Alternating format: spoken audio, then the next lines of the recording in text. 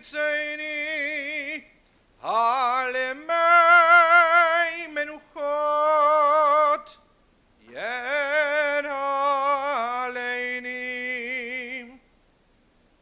נפשי ישובב ינחני במקלי צדק למען שמו, גם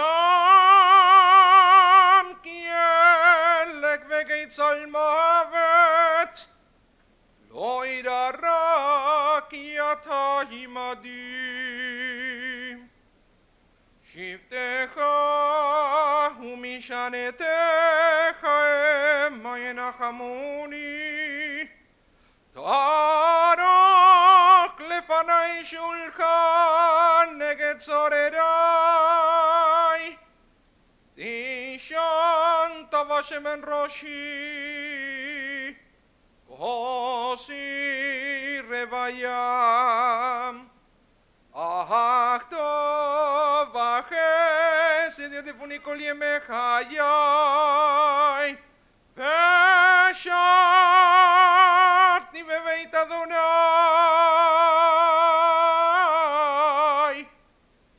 לאורך ימים.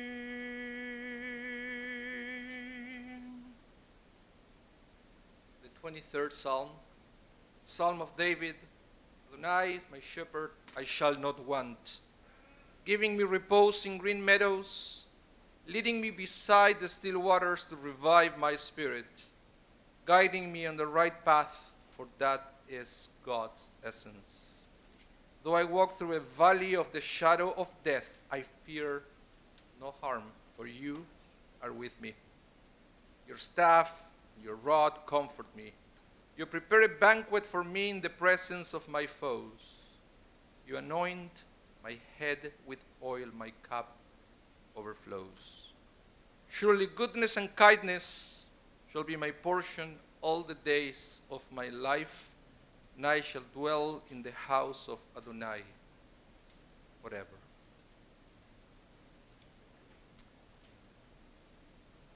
And so we are gathered here this afternoon, sadly, to say goodbye to Oscar Nerman of blessed memory. Osher and Shlomo ve'Ethel, zichrono livracha. The son, Sam and Ethel Nerman, zichronam livracha. The husband of Shirley Nerman for some 71 years. The brother, Yael Nerman of blessed memory. Ari Nerman of blessed memory. Shepi Nerman of blessed memory. The father of David and Pat Nerman, Howard Nerman and Marla Schrag, Gary Nerman and Mary Ann Hune, Lisa Nerman and Alan Gold, Shep Nerman of blessed memory, and Risa Nerman. The grandfather of Michael, James, Jada, Samara, Andrews, Danielle, Camille, and Seth, the great-grandfather of Jacob, Levi, Addison, Danica, and Livia. Oscar passed away after a long and fruitful life at the age of 93. And Judaism is, no doubt, an optimistic religion, and positive thinking plays an important role in a Jewish worldview. All the stories in the Torah are positive.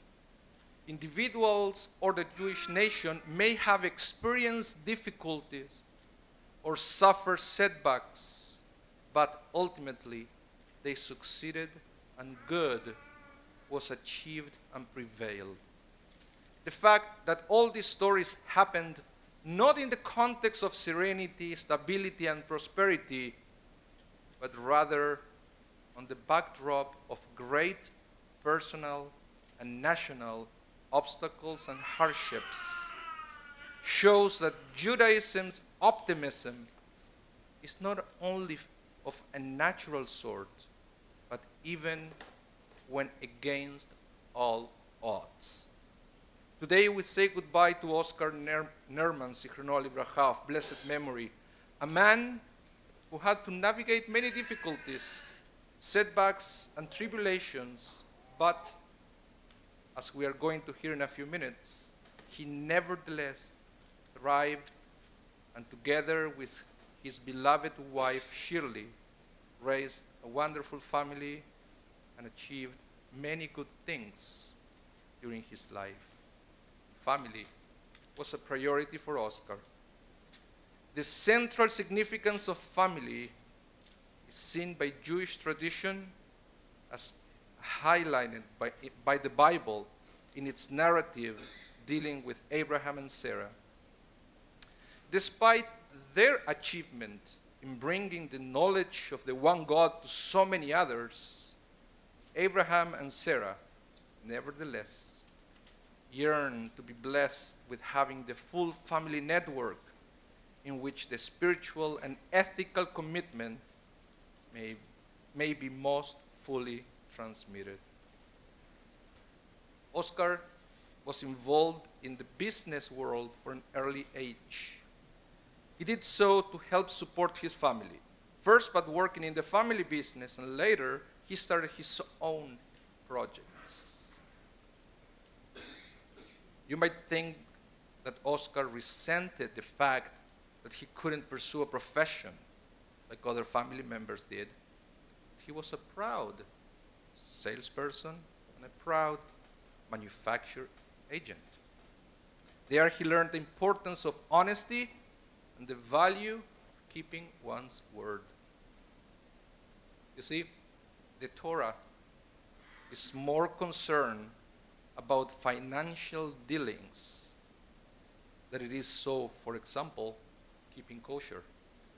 The Torah has 24 regulations about keeping kosher, but over 100 about economic justice. What you put in your mouth says less about your Jewishness than the way you conduct your business. And Oscar was proud about the way he conducted his business. Oscar always remained very active and took physical activity very seriously. It is interesting to see how far back in our tradition concerns with our physical selves can be found. Already in the Talmud, Rabbi Huna urges his son Rabbah to go and study with Rabbi Hizda. Rabbah resists, saying that Rabbi Hizda focuses only on secular matters, anatomy and hygiene. Rabbi Huna admonishes his son, saying, he speaks of health matters, and you call that secular? Maimonides, a medieval Sephardic Jewish rabbi, philosopher, and physician, states that a person should engage one's body and exert oneself in a sweat-producing task every day. The echoes of the voices of those rabbis resonated on Oscar's life as he liked to play sports: curling, soccer, golf, swimming, even refereed hockey until he was 80 years old and health issues slowed him down. Out of all the meaningful traditions we have in Jewish funerals, perhaps the most important one is the eulogy. This has biblical roots, as we see that our father Abraham eulogized Sarah, his wife. The word eulogy means a good word. Giving a eulogy is a way to honor a person's life. It is also a way to provide comfort to those who are heartbroken. The eulogy expresses sorrow for the loss, yet celebrates and finds meaning in the person's life. Many times we interact with so many people, but we don't really get to know them to the point that we get inspired by the values and the way they interact with the world and with other people. Funerals are the perfect moment to engage in that process. When we suffer the loss of a loved one, what is not going to be with us anymore, it's evident. We go to the cemetery, we bury the body. But what is not so evident is what remains with us in our lives. The eulogy is the tool to remind us that not everything gets buried. In fact, the most important part of our existence, values, our contributions to society, to friends, to family, etc., stay with us. We just need to be reminded through a eulogy.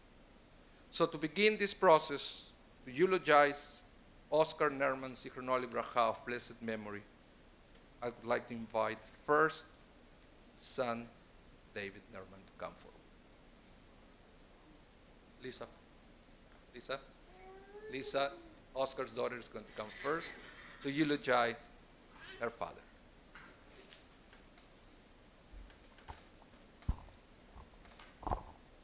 The baby's finally first.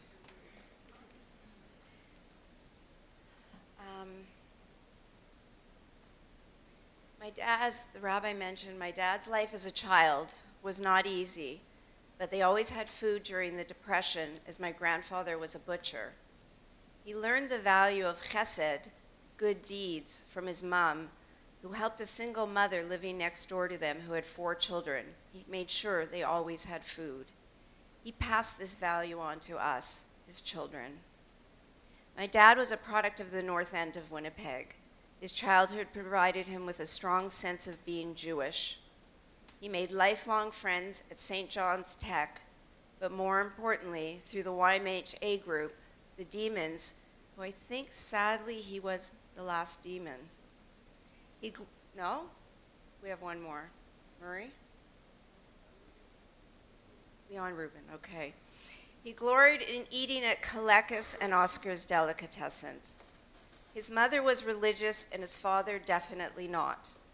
My dad tells a story of how he was a really good soccer player. He was supposedly really good and was needed to play in a game on Shabbat. His coach came to the house to speak with his mom to get permission to let him play. He was a phenomenal athlete and remained fit until prostate cancer hit him in 1980.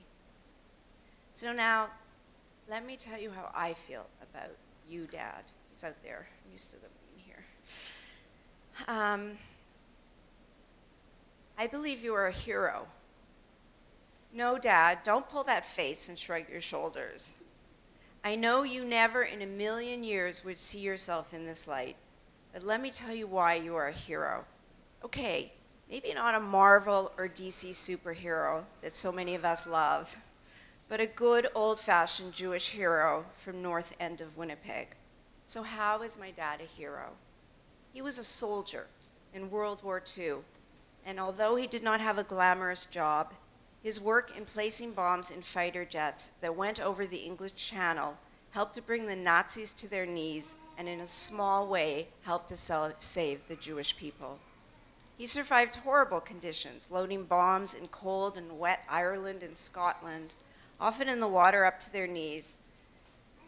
I only recently learned about his role, as he would just tell us as kids all about the drinking he did there.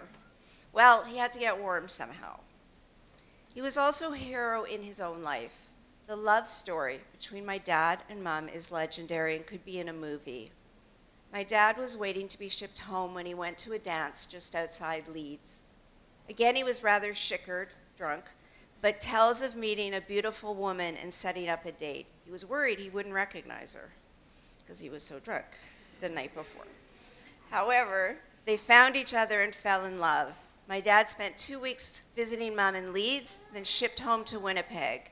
He sent for my mom, who came to Canada on the Queenie and landed in Winnipeg in January. That had to be true love. Dad adored my mother, and I believe he stayed with us so long to make sure she would be okay. He watched over her, which, yes, did drive my mom a bit nuts, but he did it out of love.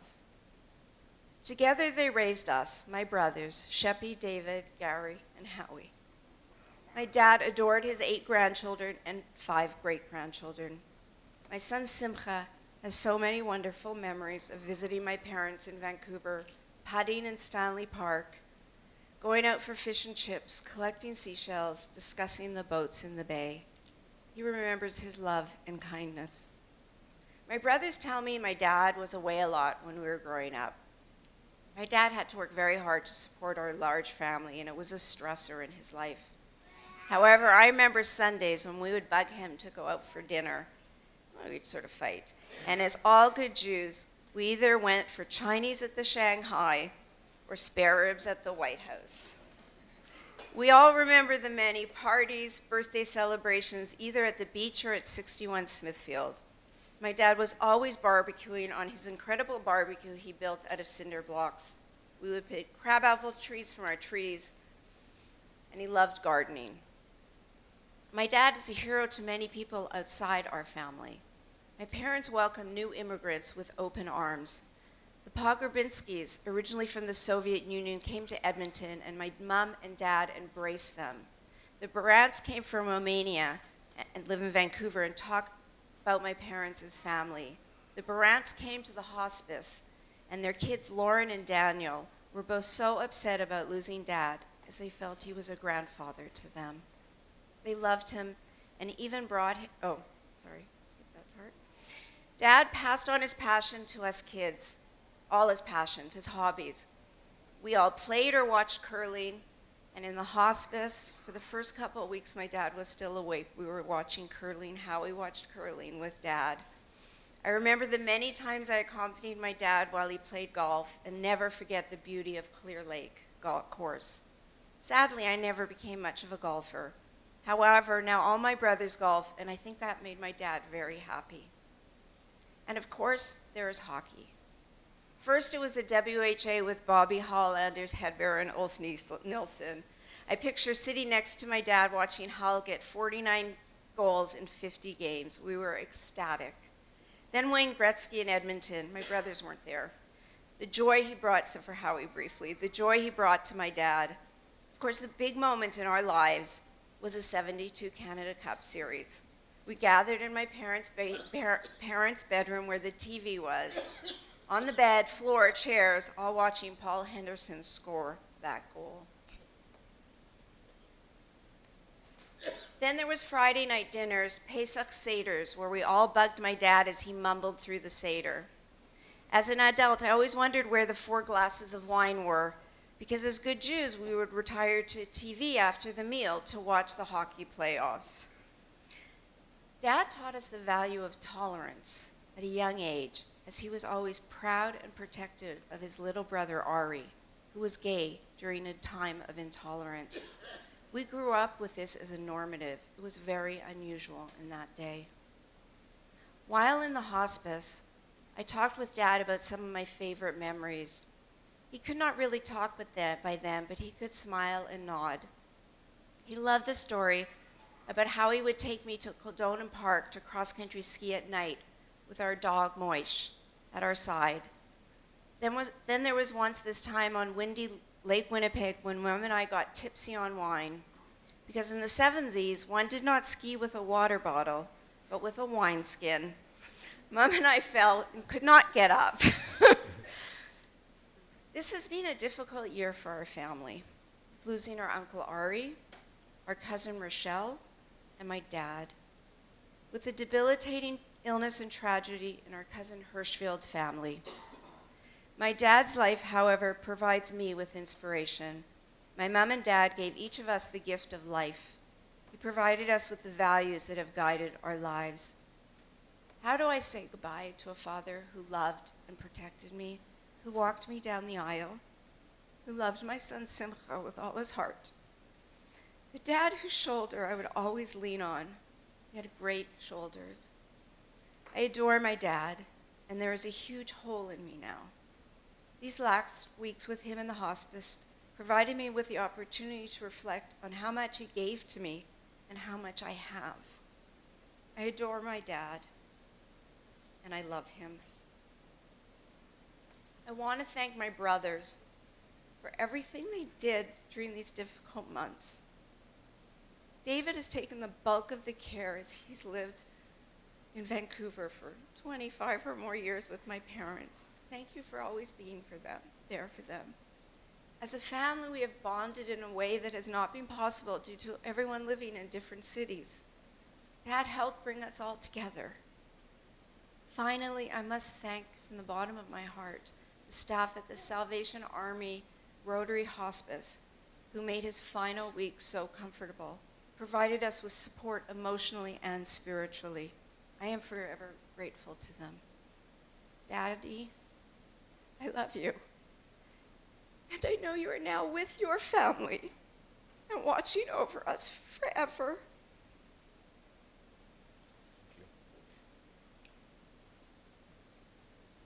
I'd like to invite David now to come forward. Camille. The grandchildren want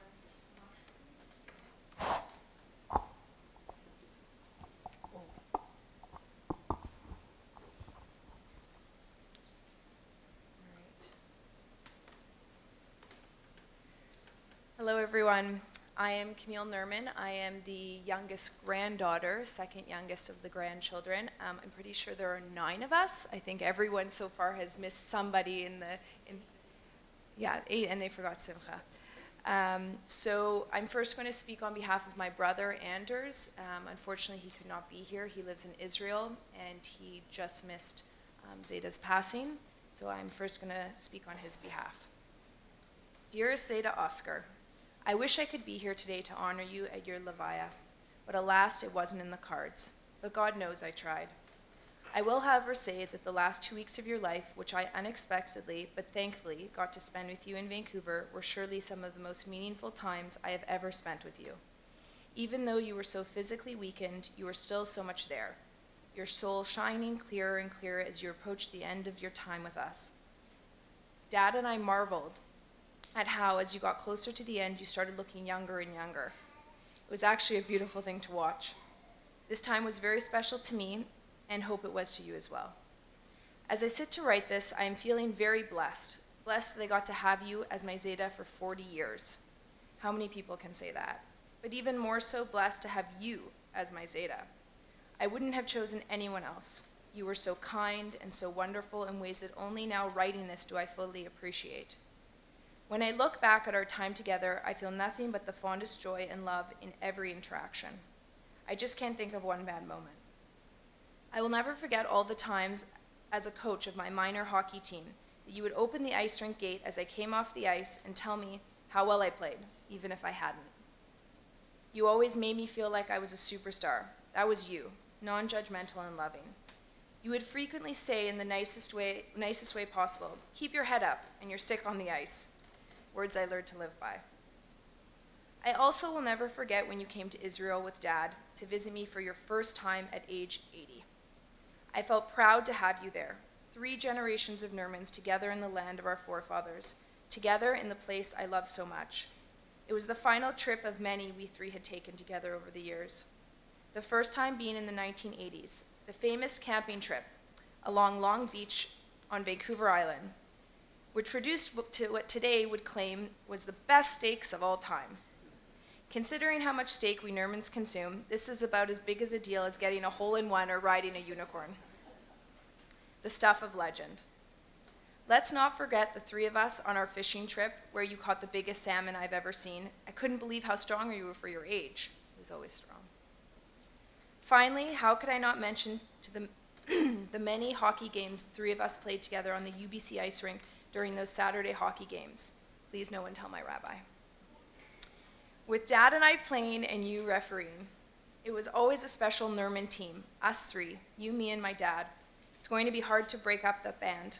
God willing, I can build a new team one day.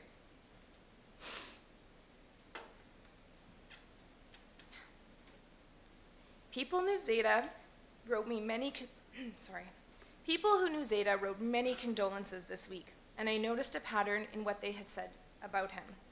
They kept saying he was a good man, or he was such a nice man, that they cherish knowing him. People often talk about how successful or enterprising a person was in their lives, or about how fun they were, or some other character trait. Things based on the kind of fantastic skill they had, or an accomplishment they had made in life. That is usually the focus of people's attention. But with Zeda, the overwhelming majority recalled his goodness and how nice he was to them. From Judaism's perspective, having a good name and being called Good Yid is the highest honor you can have bestowed upon you. It is far better than being praised for being rich or being unquoted successful. People in Jewish thought, whether you are rich or poor is not your control, but in God's. But whether you are chosen to be kind and be good is in your hands alone. Not preordained, the actual place of your free will. Choose life, as it says in the Torah. It is our greatest achievement, namely that of being a mensch. It is what we leave behind that we simultaneously take with us. Zeta was without a doubt a mensch, a good, kind, non-judgmental person. Zeta was also the kind of person that made you feel good about who you were no matter what you might have thought about yourself. This was his most holy gift. It dawned on him that every time I was with Zeta, I never felt judged. I was never made to feel bad, insecure, or self-conscious in any way. This strengthened me. I can honestly say that no other person I have ever met could do this. This was his true gift. I am really going to miss this. They say that when a person dies, their good traits are up for grabs. Zeta, I would like to claim this trait for my inheritance. His greatness was not so much in what he did, but actually what he did not do. He didn't speak badly about others. He didn't gossip. He wasn't selfish. Rather, he was humble. He didn't take up space talking about himself and his achievements. This is so rare. He gave each and every one of us space to be ourselves. He was just a pure, wonderful, and simple soul, extremely moral and deeply saddened by injustice and when people were not right by each other. That was his gift to us. Despite the famous squawking and ramble-rousing that happened between Baba and himself over their glorious 71 years of marriage, he always worried about her. In December, when he was in hospital, I visited him, and we would talk about how worried he was about Baba, now that he was in hospital, as her balance was not good. He never once mentioned his issues. His worry was his way of caring and showed how much he loved Baba. He was always thinking of her. When I think of Zeta, I am reminded of a pasuk in the Torah. It is in Deuteronomy. It says, "Remember the days gone by. Reflect upon the years of one generation and another. Ask your father, and he will tell you. Ask your elders, and they will show you." Zeta, you are the last of the old Nerman generation. You were my only link to where I came from as a Jew. You used to lead seders for us as a kid, and although my dad could tell me I was Jewish, you could show me. You knew how to read Hebrew, you knew Yiddish, and you showed me that it was real. It is in this way that you enabled me to understand where I came from. You were the link to the past. This played a pivotal role in my returning to my Jewish roots. So Zeta, just look at what you have built here. Look around and see. The Nermans today, what an amazing group. What a unique and infamous bunch. Winnipeg knows us, Vancouver knows us, Toronto knows us, and now even Israel knows us. Would you ever have thought that your seed would have spread out like this? And would you ever have thought that you would even have religious offspring? Amazing. You brought 5 children into this world, 9 grandchildren, and now 5 great-grandchildren. We all thank you for giving us life, but more so, we thank you because you shaped the Nerman brand standing here today. Its unique character is because of you. A family is made up of the qualities they are given by their forebearers, namely you and Baba. One thing that is clear in our family is the love we have for each other. We are unique in that we don't have major grievances and that we talk to and love each other. This is a trait we undoubtedly inherited from you. It is part of who you were. That, just as you made us feel loved, we have learned to do the same for each other. So again, Zeta, goodbye. And I very much would like to thank you for being my Zeta, as I am sure I can speak for all the grandchildren here today when saying thank you for enriching our lives through your loving presence.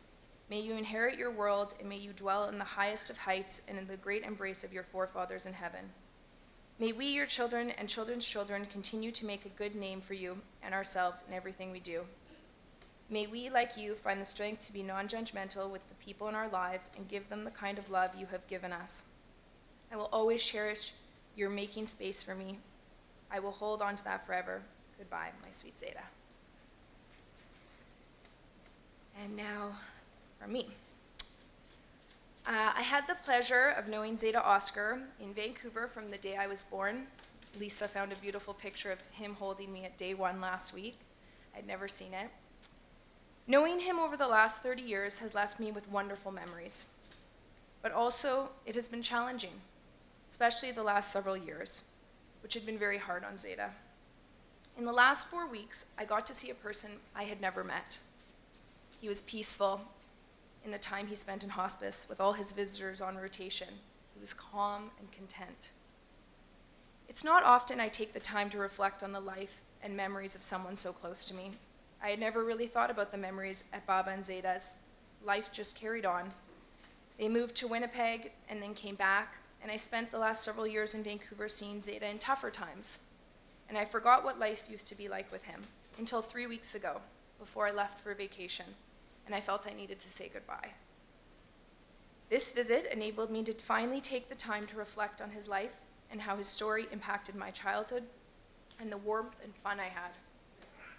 He had perked up and was in a very happy mood to my surprise. It was late at night, 9 o'clock after I had put my kids to bed, and I spent a couple of hours with him reminiscing about the memories I loved most about him and the home he shared with Baba in Stanley Park.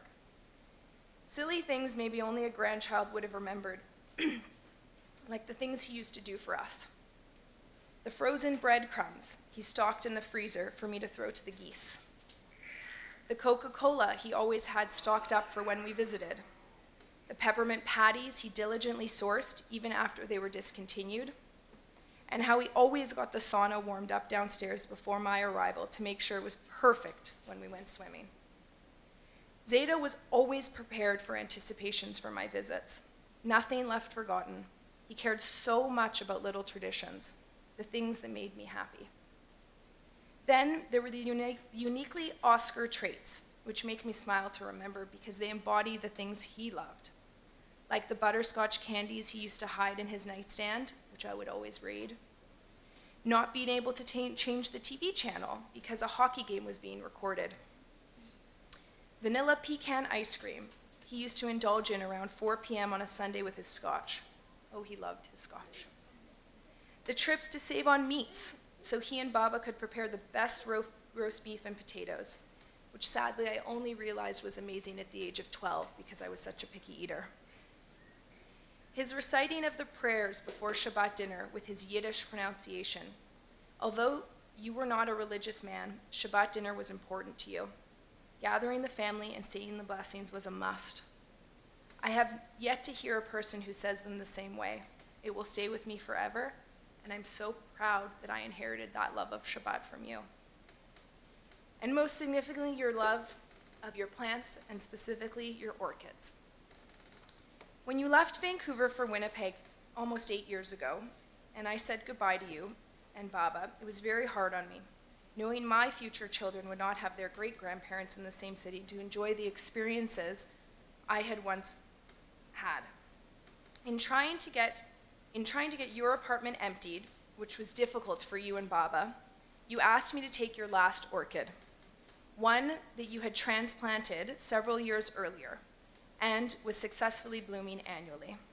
Although I knew nothing about gardening, I loved so much the passion you had for it, and although it was something so foreign to me, I was excited about the challenge and keeping something for you so close by, something for you to look forward to seeing in my new home when you visited. 8 years later, after several moves and us having 2 children, your orchid has decided to take another shot at life. I thought it was done. About 9 months ago, it had its last beautiful bloom. It had become dormant, sad-looking, on its last hurrah. But for no clear reason in sight, about 2.5 months ago, it took its second shot at life and a bloom began to appear. Today, I believe it is no coincidence that it is moments away from blooming, significantly with 5 buds. In my heart, I know they are to represent your children. Zeta, in your life, you planted, nourished, tended, persisted, and loved, even when things were tough. Your legacy showcases your hard work, your commitment, your devotion, and your caringness. The traits it took to grow your orchids perfectly describe who you were. The parallels are unwavering. You are a man of great traditions and live on through your children, grandchildren, and great-grandchildren. Thank you for creating such special, happy memories for us. And thank you for showing us the beauty and commitment and love. Thank you.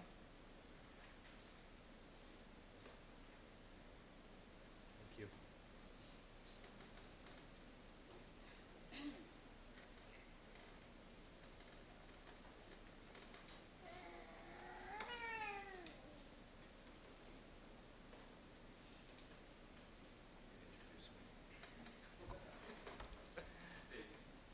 Hi, I'm David. Friends, family, Rabbi Mas. I once heard a rabbi say that when a person passes away, Hashem sends down his angels to hear what people have to say about him. So judgment comes from the mouths of those who knew him. So far, so good. In the last few days, I've had many phone calls and emails from my friends who knew Dad. They knew him from either my school day years or from Dad's hockey refereeing career, a career he maintained until he was 80 years old. They all said the same thing. He was a great guy. They enjoyed being around him. It was a pleasure to know him. Wonderfully simple praise for a wonderful man. To my friends, he was a great guy. But what was he like as a father? My earliest memory of my dad was when I was about 6 years old. It was a very special event.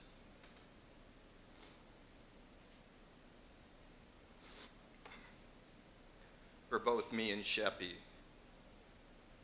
Dad took us up north of Winnipeg to Tall Timber Lodge.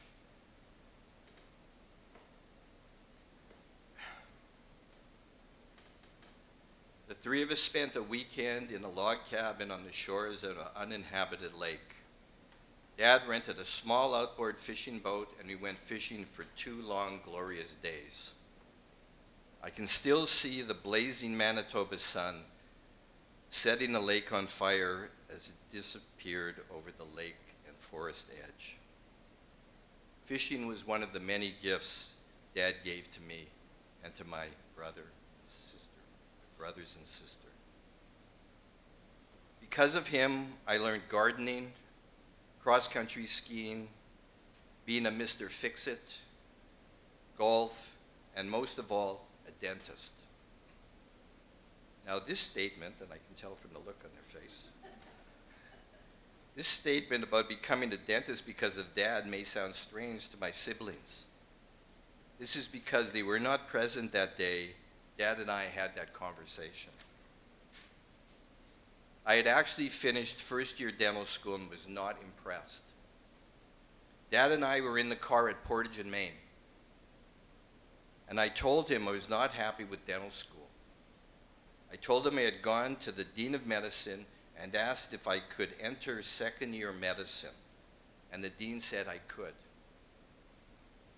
Upon saying that to Dad, he snapped his head to the left, gave me that look, and said, "What? Are you crazy? Do you want to be up every night for the rest of your life?" That thought had never entered my head. Best advice I ever got was from Dad on Portage in Maine.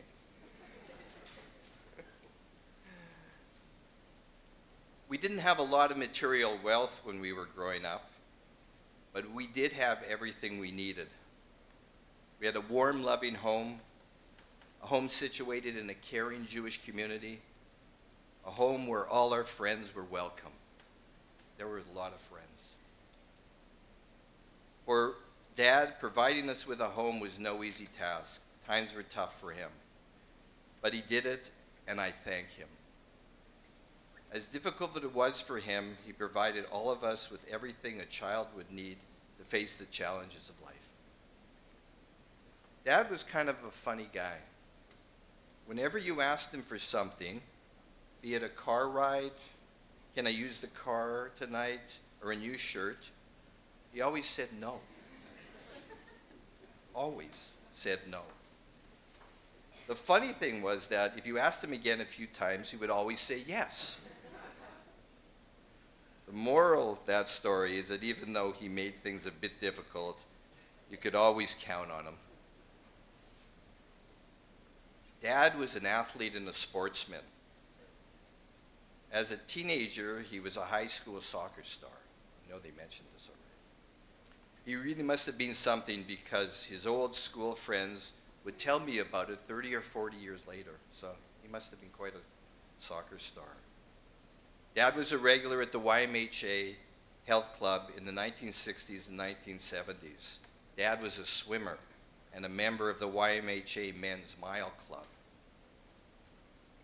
He was quite often at the top of the list in numbers of miles that he swam in a year. These guys had a bit of a competition.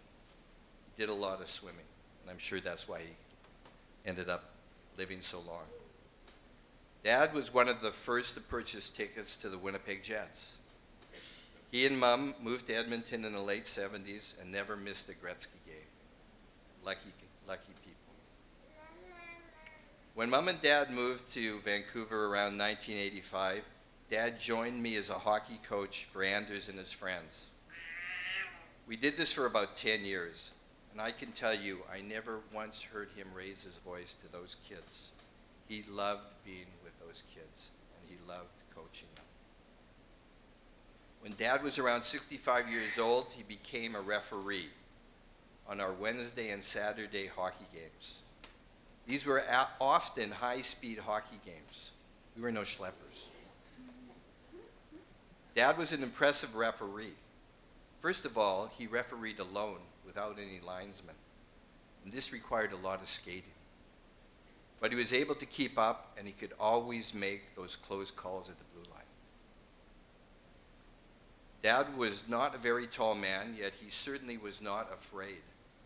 More than once, he'd jump in between two 6-foot-tall players who were trying to knock each other's heads off and stop them. All the players loved and respected Dad. He kept everyone under control. He did this till he was 80 years old. That's amazing. Dad and Mom celebrated their 71st wedding anniversary 2 days before he passed away. 71 years together. That's an amazing amount of time. They were really an amazing team. Even though Dad got a bit grouchy in his later years, those two could still put on an amazing family dinner. Some of our fondest memories are those of the Friday night and Passover dinners they put on. Dad was always kvetching about this or that, but Mom just ignored it. It was kind of a comic sideshow. It just added to the marvelous dinners. I miss those dinners. So, angels, if you're still listening, to my friends, Dad was a great guy. To his family, he was a great father. So, Dad, from me, Sheppy, Gary, Howie, Lisa, and Mom, and all the grandchildren, great-grandchildren, you were a kind and honest man, and we loved you with all our heart. We will miss your presence, but your spirit lives within us. Amen. Amen. Thank you.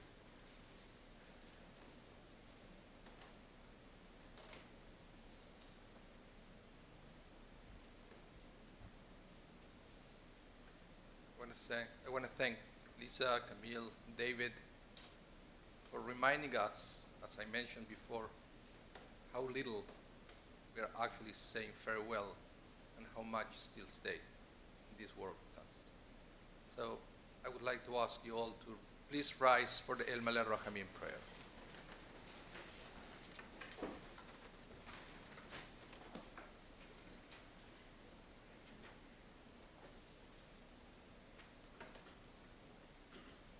El Malel Rachamim Shochem המרוימים, המצא מנוחה נכונה, תחת כנפי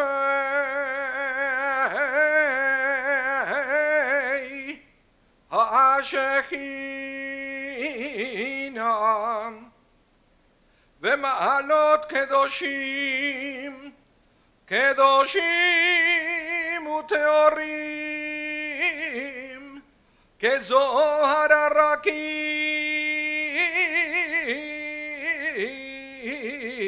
מזהירים את נשמת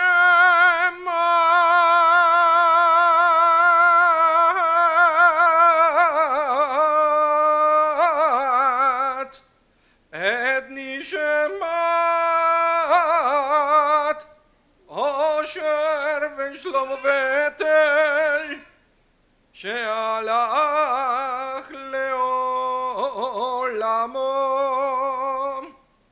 בעבור שאנו מתפללים ועד הצקרת נשמתו בגן עדן,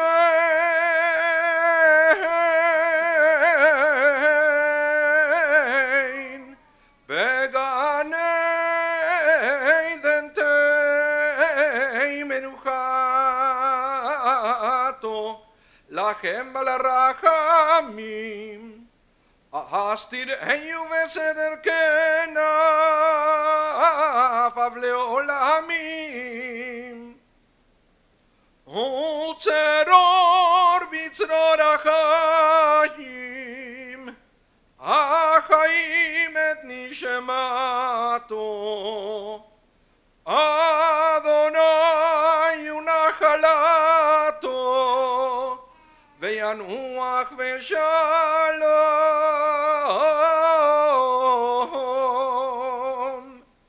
על משכבו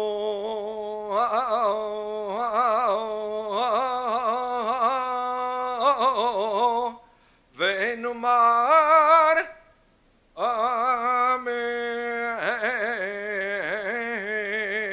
Amen.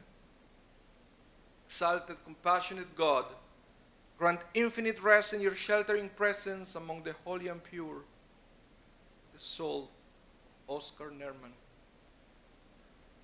who has gone to his eternal home. Merciful One, we ask that our loved one find perfect peace in your eternal embrace. May his soul be bound up in the bond of life.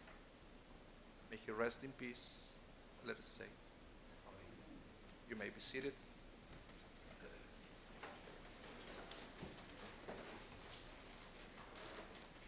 So we are now ready to proceed with the next stage of the funeral ceremony, which is to go and proceed in caravan fashion to the Shaarey Zedek cemetery, located at the corner of Armstrong and Main Street. If you are coming to the cemetery following the lead car in a caravan, please remember to turn on the four-way flashers to identify your car as part of the procession. But also remember to stop at red lights and stop signs. I believe there used to be a tradition that funerals could go through red lights. It doesn't work like that anymore. So just be aware that some of the corners might have photo radars. So remember to stop at red lights. Immediately after the burial, we are going to return here at the Shaarey Zedek for the meal of consolation. Shiva will be observed here in Winnipeg.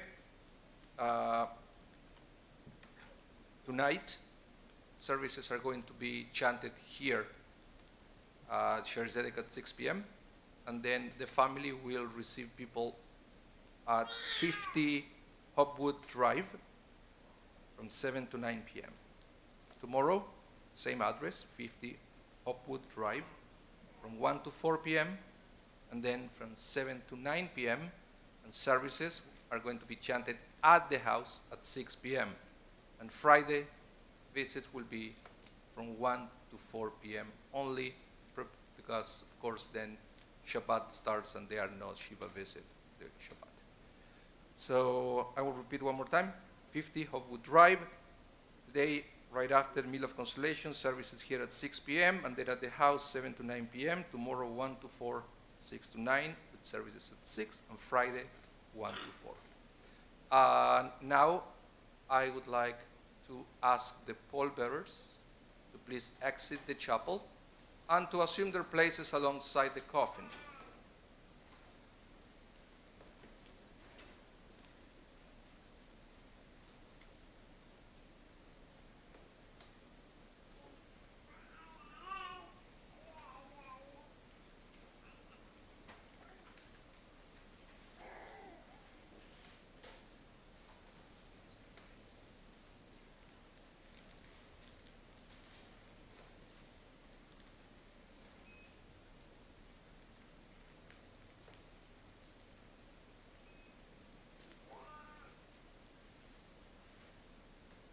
And following the Shaarey Zedek tradition, family exits now and proceed directly to their transportation.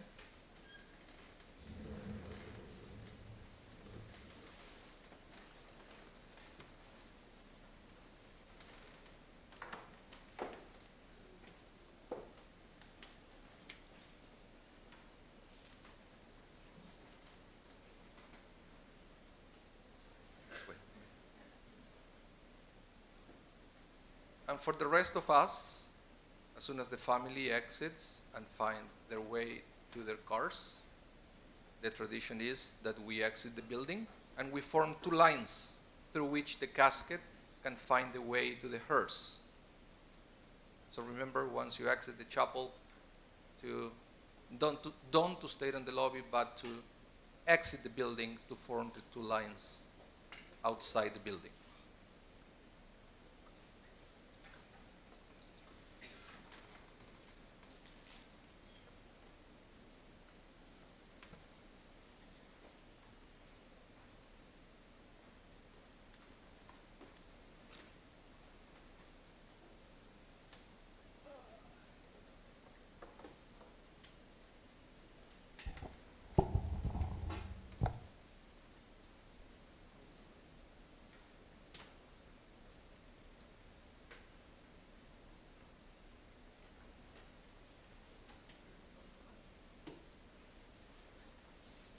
We are going to wait a couple more minutes.